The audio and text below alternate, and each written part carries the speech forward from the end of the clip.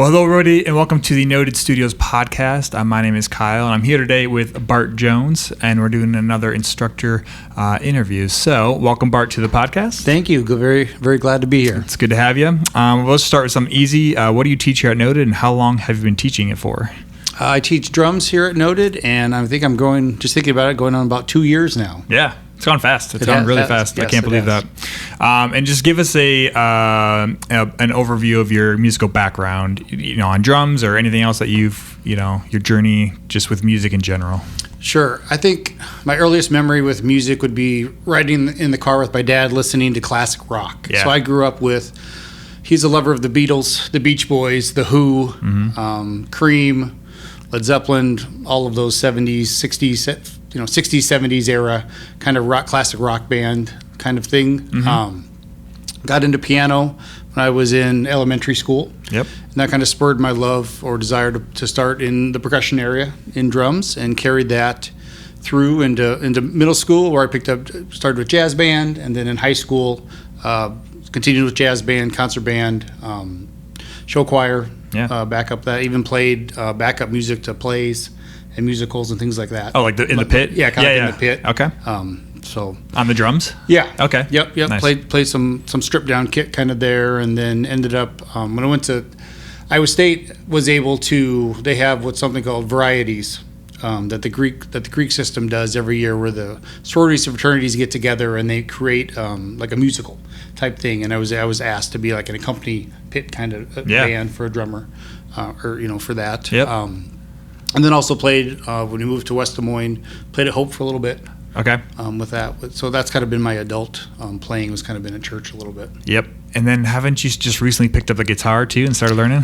Yes, this summer for some reason I was thinking I was got an itch to try to learn the guitar. It's going very, very slowly. It's slowly. A different beast than drums, and piano, a little bit different. Yes. But that's awesome. That it's just that lifelong learning of music, though, that you obviously have shown throughout your life in that background. Were you in marching band in high school too then? I was, yes. Yep. Nice. What'd you play in marching band? Bass drum, snare drum. A lot of times with us going to a smaller school, I was in marching band like my freshman year, but then I was fortunate enough to play up varsity football sophomore, junior, and senior, so then we didn't march at halftime. Yep. So freshman year was really my marching band. Yeah.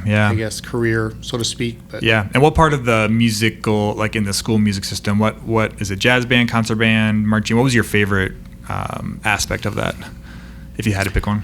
I think jazz band probably was the favorite, because you got to utilize the whole drum kit. Whereas with concert band you have your little one kind of part, so to speak. So I would say probably jazz band. Yeah, it's a big part of the jazz band, for sure. So, tell us about some of your musical inspirations. You mentioned some of the classic rock. Is that something you continue to listen to, or who inspires you on the drums? Yes, just some of the classic ones: Keith Moon, John Bonham. Let's see, Stuart Copeland. Been watching some of the stuff. His videos have popped up on my phone lately. For some reason, the police have come up.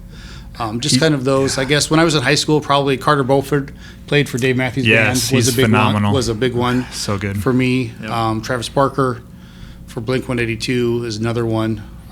Just all kinds of different people. I wasn't really into Buddy Rich and some of those original OG kind of people, but they certainly have led into like Dave Grohl when he was with Nirvana. And I just recently finished up the Beatles documentary. I watched that on Netflix, and watching Ringo play, and then watching Taylor Hawkins before he passed away play. Sure. I mean, and Dave Cameron for Soundgarden, and then with Pearl Jam forever. Just all kinds of early drummers with Keith and with Bonham and stuff like that, and then kind of transitioning into the others when I was more in the high school and the alternative side and those kind of people. And do you have one that's your favorite that you go to?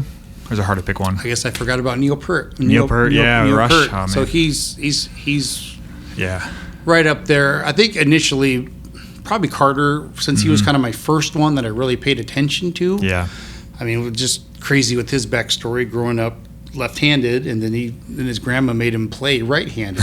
So then he's so ambidextrous. Sure. Yeah. And how he plays is just amazing. I mean, same thing with Ringo being left-handed. Yeah. And But I don't ever understand why you didn't just switch the kid around. I don't know. Some would do that, but I think because you certainly can. Yeah, I mean, I guess I don't know why he forced himself to play. Some people play on the right do it for kid, tradition, I guess. Yeah, just the way it's done. Maybe they were taught that way and just kept it that way. I don't know. But yeah. Newport's fantastic. He's up there for me as well. I've seen a lot of the Stuart Copeland. I think he did a Drumeo series, and that's why his stuff's popping up nowadays. But yeah, he's way better than I ever remember him being, just his technique and everything. Oh, absolutely. Then some other videos. You go down the rabbit hole on your phone, the algorithm gets you, and then you're watching live performances from 78 or whatever. Yeah. And I mean, even Chad Smith with the Red Hot Chili Peppers. Mm-hmm. And I think the drummer for Fleetwood Mac. I don't know that one off the top of my head. Yeah. Yeah. So that's awesome. Another one, yeah. And Mick Fleetwood. There you go. As a teacher here, noted, I guess, how would you describe your teaching style on the drums? Like when you're instructing a student, like what can people expect if they're in a lesson with you? Yeah, I guess I have been fortunate enough to find some good, in my opinion, some good resources book-wise in terms of online. That's kind of been our foundation with the basic rhythms. So thinking of it kind of like building a house, we're kind of laying the foundation, digging the basement, just kind of laying the basics of the rhythms and all kinds of different time signatures and things like that. Starting off pretty easy, pretty basic, allowing some, I know that you're going to get to the creativity question, but allowing some openness where the kids can try to infuse some creativity. Another analogy I use is adding another tool to your toolbox that you can then draw upon when you're asked about that. So a lesson would be, it could either be following along with me, it could be me giving a demonstration so you would hear it and follow along with the music, or it could be you're comfortable reading music and you want to just dive into it and give it a shot yourself. And if you pull it off right away, great, and just keep laying that and going. And if you stumble, and no big deal, and we'll just try to break it down, or we'll piece it out, and then we'll just keep going. Yeah, and so just kind of expand on that, piece it out, because if you have a student who's struggling with a certain rhythm, or maybe a time signature, maybe it's like a 6/8 or something where it's not so familiar, I guess, what are some of the things you do to help them to gain those skills? Yeah. One thing that I feel like I'm kind of big on is trying to get them to count out loud when they're playing, so they can kind of follow along with that. If they're 6/8, they're just really counting out the 1, 2, 3, 4, 5, 6. If they're on the 8th, those are on 1 and 2 and. If it's, just those different rhythms to really help get them to follow along with that. Obviously, with being at the drums and you have all 4 limbs going and doing something different, that's tough. Compared to your guitar player or what else. Yeah. Maybe even breaking it down, like where it's just your like your bass drum and your snare drum, where it's just doing your foot and your hand, just keeping that. Getting that basic down, and then maybe adding in the hi-hat or adding in the ride that way. So just kind of go piece by piece and then try to kind of put it together. Yeah. I know that coordination throws a lot of young students off. Is like they can do things individually, but then you start adding 2 or 3 or 4 things together. Right. It just falls apart. Yeah, that's great. And then how do you teach creativity in your lessons?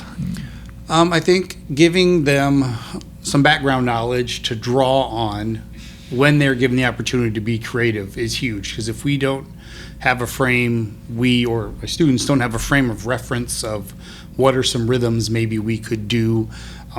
Some of the books that I have gives you some examples of different fills, different rhythms, different transitions between the verse or the chorus within the song. And then sometimes within the lesson, I'll ask them, okay, you get to be in charge. You get to create a fill. Yeah. Be it a 1 beat fill, a 2 beat fill, a 3 beat fill, a 4 beat fill. And sometimes their eyes just get huge. You're like, oh my gosh, I've never had control. Yeah. What do I play? And sometimes we reference back to previous pages. Okay, here are some examples of 8th note fills, 16th note fills. Here's some quarter note fills that you could use when given the opportunity. So I try to throw in some opportunity into each lesson where they can try to be creative on their own.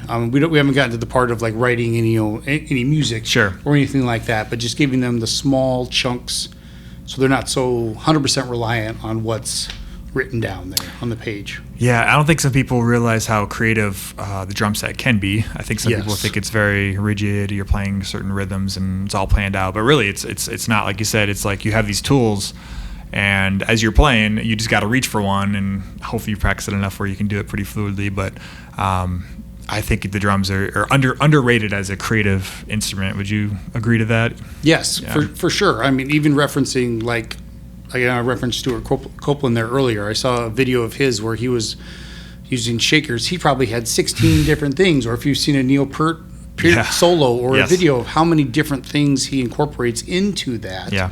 It could be that extravagant, or it could be as basic and as simple as I don't know his name, unfortunately, but the AC/DC drummer has been known just to be in the pocket straightforward, and just be straightforward Yeah. and playing the rhythm, and just as successful in terms of in terms of the band and things like that. So it can be used in a very simplistic way, or it could be as creative as you want it to be. Yeah, depending on the style and the makeup of the group and what's your role, that can change how you approach, I think, creativity on the drum set, right? Absolutely. Yeah.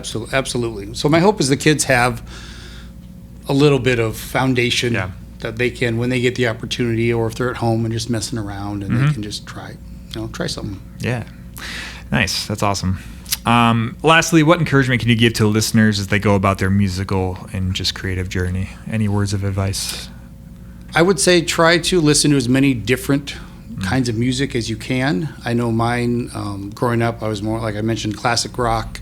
I guess classic for when I was growing up. Now our genre is on the classic rock station now on the bus, and that makes me feel really, really old when it's ours from high school. Yeah. But then I switched to more alternative kind of things. I mean, even being open to country and open to classical and open to jazz, and just try to be open, as many different stations we have at our disposal here in the Des Moines area that you can just listen to in different genres of music, and then look for maybe similarities within those genres of, okay, I recognize that rhythm, or I recognize that, and see, okay, I don't have to have a huge wealth of knowledge, and I have to know all the rhythms and all the beats and all the songs, whereas you could play the same rhythm for a country song that you're playing for a rock song that you're playing possibly for part of a jazz song. Sure. Or something like that. So so number one would be open to different kinds of music. Also believe in yourself. Yeah. I mean, it's something that you're gonna stumble, you're gonna mess up. You might break a stick here and there, you might break a drum head, Yep. Just like if you're a guitar player, you might break a string or something like that. But just keep going. We're all gonna stumble. Nobody's path is straight up and straight progression, and that's what you're gonna learn. You're gonna learn when you stumble, you're gonna learn when you trip, when you fall. But just keep going. Just keep going. All right. I love that. It's a great way to end. So thanks, Bart, for joining us. It's great to see what you're doing with the drum students you have, including my son, Aaron, who you're teaching. I can hear him practicing at home. I can hear his chops getting better all the time. So yeah, no, they're great students, and they've all come a long ways. They're definitely putting in the work. Yeah. And it is very noticeable. Awesome. All right. Well, thanks, Bart. Appreciate it. You all betcha. Right. Until next time, we'll see you later.